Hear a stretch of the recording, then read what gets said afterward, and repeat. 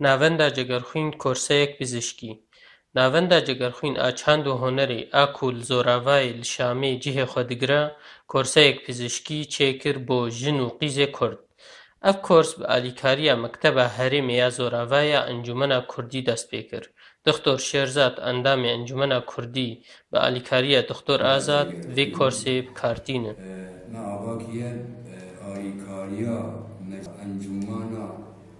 محلی یا زور آوا باریکاریا و معب نابنده ما آوا کیه آنها ام تیدا تمرین شبنا شمناي فزلة تنفسية هو عدد مرات تنفس زيادة جبال أكسجين قلت لازمة فدي أكسجين هري لاج هري ميجير هري لاج تبدأ ويجب الشخص أوامر تشنا ميجيد عملا من لديكم هنا بري دروجة بري فتركي بطلب مجلس المحلي زورابا جما خواستن انوان دوركيش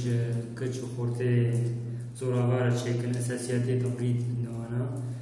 وأب استعداد جمعها بو وإيران بلشين طبعا دوراما قلكي بچوچكا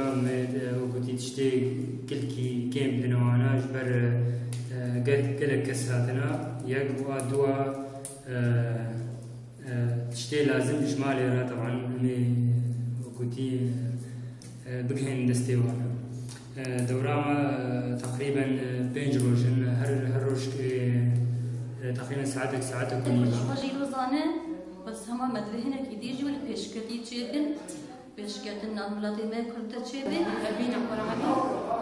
أزات ما دورات توريدش بو فايدش مرة أم كتش كمان ما حتى دورات تمريري أما نوكا إيرو باليشي ومتخاذة إنه على كاريها بقت علينا خوش مثلا مع